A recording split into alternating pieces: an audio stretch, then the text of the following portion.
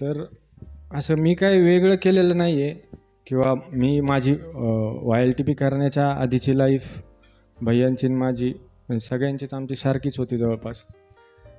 व्यसनं म्हणा, बाकीच्या गोष्टी, जबाबदारींची जाणीव नव्हती, कुठल्या गोष्टींची ध्येय नव्हतं आयुष्यात, मार्गदर्शन नव्हतं योग्य, काय करतोय, कशासाठी करतोय.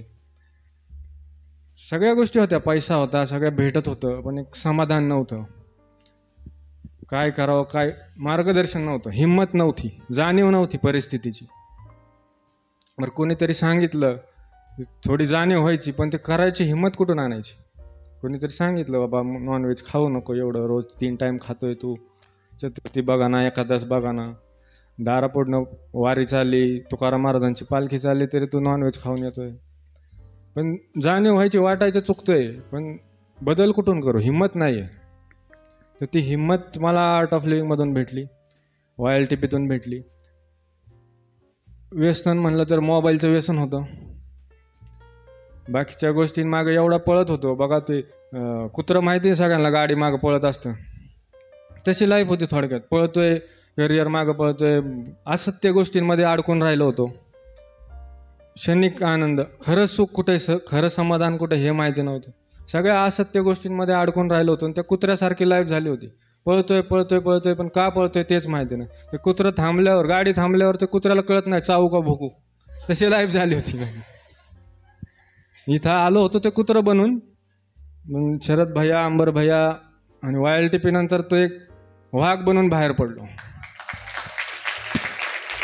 आणि तेवढीच ऊर्जा अजूनही आहे. 6 वर्ष झालं, असं वाटतं मी पण कालच YLTP केला होता. तेवढीच एनर्जी ती कायम राहिली आहे आणि भरभरून भेटत गेलं. कुठल्याच गोष्टीचं काय, बघ कर्मयोगमध्ये तो अर्थच आहे. तुम्ही कर्म करत राहा, साधना, सेवा, सत्संग करत राहा. जे तुमच्यासाठी योग्य आहे ना, ते त्याच्यापेक्षा जास्तीच तुम्हाला देणार गुरु कधी पण. आणि मला भरभरून भेटत गेलं आणि कधी मागावं लागलं नाही.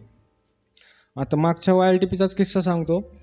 माझा देवावर विश्वास नव्हता, राग होता, चिड होती देवावरती. जायचो देवाळात पण मनापासून नाही, काय घरचे नेत आहेत म्हणून, देवाच्या घरातल्या कधी पाया पडलो नाही. एक राग होता, दारापुढनं वारी चालली त्याची काय हे नव्हतं. आर्ट ऑफ लिव्हिंगमध्ये आल्यानंतर जेव्हा पहिल्यांदा अंबर भाईंचं भजन, शरद भाईंचं विठ्ठल माझा माझा ऐकलं. मी कधी आता वारीला गेलतो मी त्याच्यानंतर मागच्या वर्षी, मंदिरात गेलो नाही, पण इथं बसून एकदा डोळे बंद करून भैयांचं विठ्ठल माझा माझा ऐकलं की विठ्ठलाचं दर्शन होऊन जातं.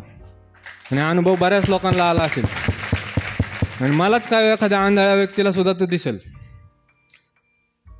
तर ते एक मोठा बदल झाला की विठ्ठल भक्ती झाली, बाकीच्या समाजासाठी आपण काहीतरी देणं लागतो, ते प्रत्येक गोष्टची जाणीव झाली, करण्याची हिंमत आली. आणि बऱ्याचशा गोष्टी, हां मागच्या YLTPचा अनुभव सांगत होतो. हां, तर वारीला भैयांच्या नंतर म्हणजे आर्ट ऑफ लिव्हिंगमध्ये आल्यानंतर सेवा करायला लागलो. आपले YLTPची टीम असते पालखीला साफसफाई करायला, आळंदीला, पंढरपूरला, त्याच्यातून जायला लागलो. मग वारीची आवड झाली. तर कुठेतरी आपली संस्कृती, आमच्या घरच्यांना जे आपल्याला देणं विसरले होते, तर ती परत चालू केली. आपली संस्कृती आहे ना, तुकाराम महाराज, ज्ञानेश्वर महाराज, हरिपाठ, हे परत करायला लागलो. आणि वारी 1 वर्ष केली, असं वाटलं की परत करत राहावं. पण YLTP होता माझी, मी जे आता सिव्हिल झालं माझं आर्ट ऑफ लिव्हिंग YLTP नंतर, मी डिग्री केली, PW कॉन्ट्रॅक्टर कामं चालू होती. ते करता करता वारी करत होतो, पण YLTP आणि वारी एकत्रच आलं. मग आता करू काय, हे पण होतं ते पण होतं. एक दिवस जाऊन आलो देहूला, नंतर इथं थांबलो YLTPला. इथं थांबलो पण मन सगळं पंढरपूरला, सगळं वारीला. आमचे खोदरे काका होते तेही गेले होते आणि मन मारून बसलो होतो इथं. करत सगळं होतं, पण कुठंतरी एक ते खंत होती की वारीला जायचं आहे.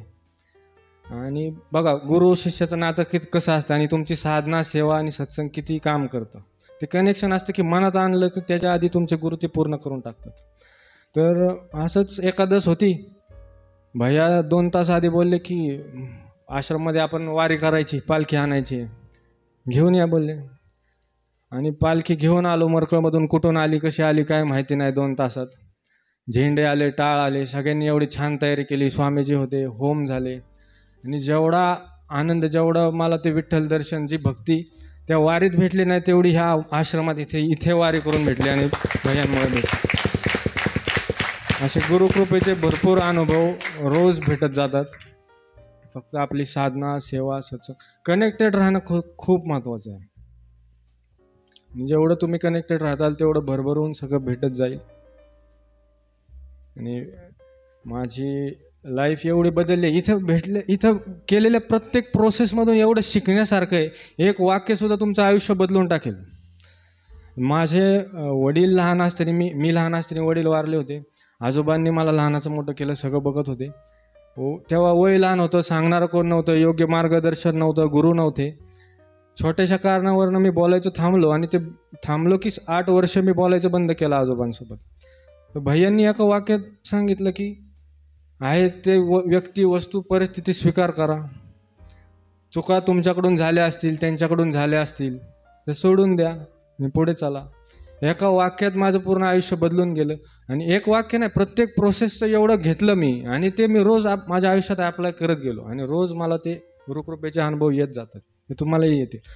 इथून बाहेर पडल्यावर तुम्ही असं कोण असेल, व्यक्ती, वस्तू, परिस्थिती वेळ एकदा केलेली परत येत नाही. चुका तुमच्याकडून झाल्या असतील, त्यांच्याकडून झाल्या असतील, म्हणून कोणी नातं तर तोडत नाही ना. आणि जय गुरुदेव ह्या शब्दात एवढी ताकद आहे की शब्दाचा अर्थच तो आहे की हे दुसरीकडे कुठं शिकायला भेटणार नाही. फक्त आर्ट ऑफ लिव्हिंगच्या माध्यमातून, परमपूज्य श्री श्री रविशंकरजी गुरुजींच्या माध्यमातून शिकायला भेटेल. जय गुरुदेवचा अर्थ म्हणजे ज्या गुरूंनी आपल्याला स्वतःमध्ये, माणसामध्ये, जनावरांमध्ये, झाडांमध्ये देवाला ओळखायला शिकवलं, ते म्हणजे गुरुदेव. टाळ्या वाजू. आणि जेव्हा आपण स्वतःमध्ये त्या देवाला ओळखतो ना, ते देवतत्व जेव्हा ते देवतत्व जागं होतं ना, तेव्हा कोणाला सांगावं लागत नाही की बाबा व्यसन करू नको. त्या आतल्या देवाला ते सिगरेटच्या धुराची आपल्याला ती जाणीव होती कुठंतरी. मागच्या YLTPला एक पार्टिसिपेंट होता, त्याचा भाऊ, दोघं सिगरेट मारायचे रोज उठून. इथून कोर्स करून गेला, बदल झाला, सगळं झालं. फक्त लॉंग क्रिया करत होता, साधना होत नव्हती. तो सिव्हिल इंजिनियर BG शिर्केमध्ये. त्याचा सक्का भाऊ भैया त्याला कोर्स नंतर म्हणला सिगरेट मारायला चल.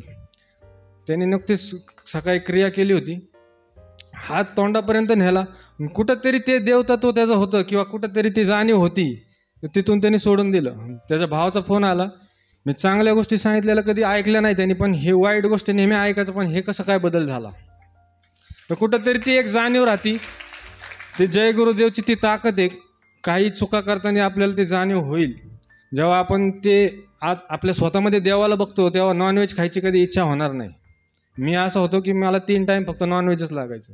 भाज्या मी फार कमी खाल्लेल्या, खाल्ल्याच नसतील का त्याच्या.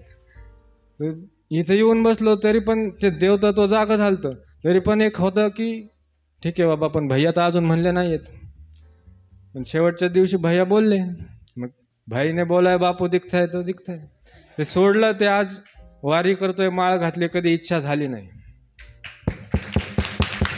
तर आपण बदललो, इथून बाहेर पडल्यावर घर बदलूयात. इथं जे शिकलो, इथं जे अनुभवलं, इथं ज्या प्रोसेसमधून शिकायला भेटलं, गावातून शिकायला भेटलं, भैयांकडून शिकायला भेटलं, आश्रमातून, तेच बाहेर जाऊन करायचं. वेगळं काय करायची मला तरी गरज पडली नाही. तर घर बदलेल, घरातल्या वयस्कर लोकांना हॅपीनेसला आणा, तरुणांना YLTPला आणा. घर बदललं की गावात सत्संग ठेवा, गावातल्या युवाचार्यांना आणा YLTPला. हळूहळू देश बदलायला वेळ नाही लागणार.